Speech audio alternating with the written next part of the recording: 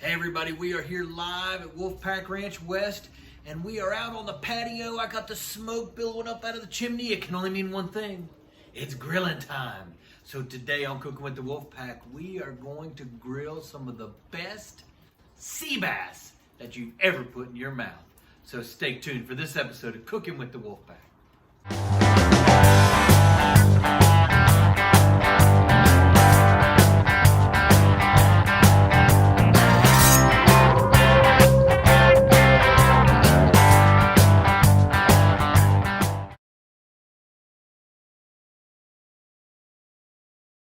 All right, Wolfpack fans, we are back.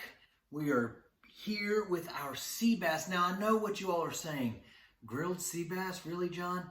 Trust me, this is going to be some of the best fish that you have ever eaten off of the grill. And you're saying to yourself, sea bass, wait a minute, that's an expensive cut of fish. Yes, it is. However, here's the Wolfpack tip of the day. Costco carries Chilean sea bass, wild caught Chilean sea bass. This bag was 30 bucks. There's 5 pieces in this one. We had 6 in our last one, so they average about $5.50 or $6 a piece, and they are really nice cuts of fish. Check that out. Just enough for me and the first lady of the Wolfpack. So what we want to do first is we want to pat these dry. We want to make sure that, you know, they're not swimming in water. You know, I thawed these out, and we want to make sure they're nice and dry. In the meantime, I want you to take a half a stick of butter and melt it in the microwave, and then put about a teaspoon of garlic in there and stir it up. This is the magic elixir behind this incredible sea bass. So I'm going to set that to the side. So I've got my sea bass. What I've done is created a little concoction of rub here, right?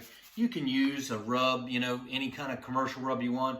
What I did is I took garlic, salt, pepper, and Old Bay. Equal parts garlic, salt, pepper, and Old Bay. Just created a nice little rub. And what I'm going to do is just pick up my little sea bass, and I'm going to sprinkle a little bit like that. I'm going to get it on all the sides.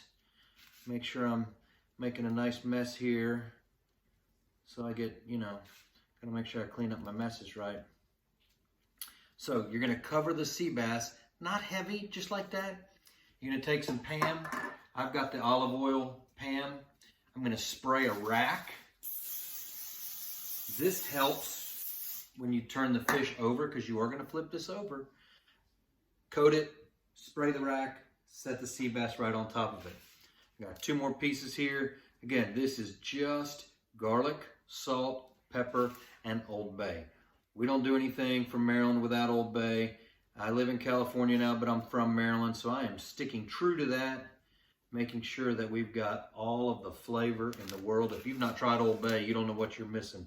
I eat it on everything, even potato chips. Old Bay potato chips are some of my favorite from Utz. So anyway, I digress. So I have now covered my 3 pieces of sea bass. I have lovingly laid them on the rack.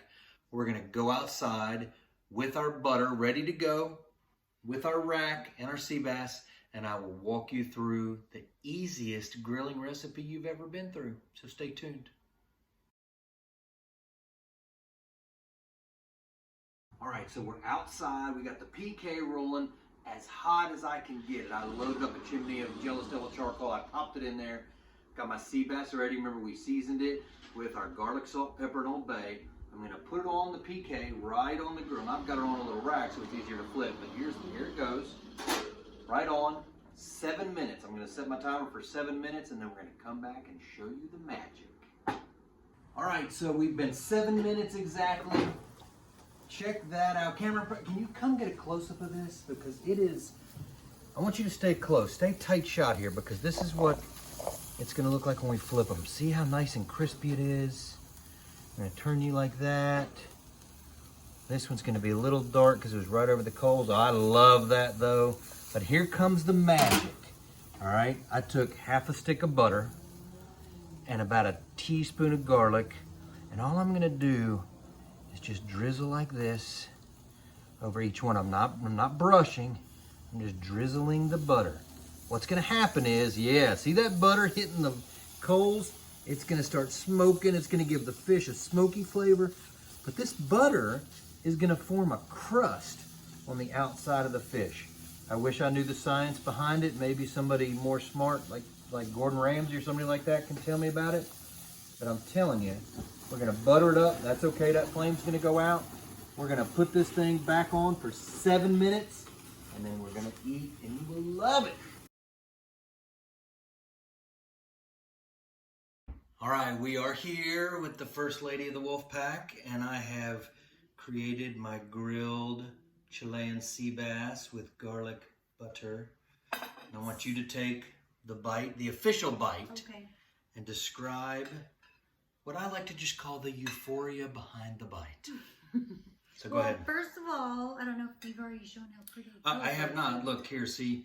Let me get, look how pretty that is. It's so bright. It's just a pretty plate. Got some great veggies on there, but we're not focused on the veggies, we're focused on the fish. It looks so healthy. All right, grab a bite of that fish and tell me what your initial impressions are. It smells great.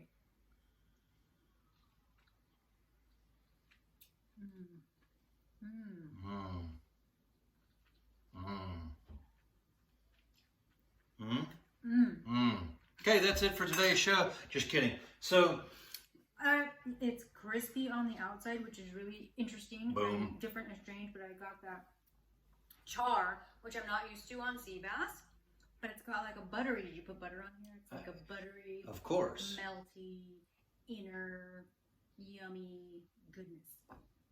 Butter, inner, yummy goodness, whatever else she said. Yeah, so what happens is, it's cooking at a high temperature. So when you flip it over, it's kind of charred already, but then you put the butter on top of it. Remember, we drizzled butter on top of it, and it creates this crust, this butter crust on top of it because of the high heat. So enough of this. I've got a piece waiting on me, and we're ready to eat here at Wolfpack Ranch West. So until next time, let's give them the big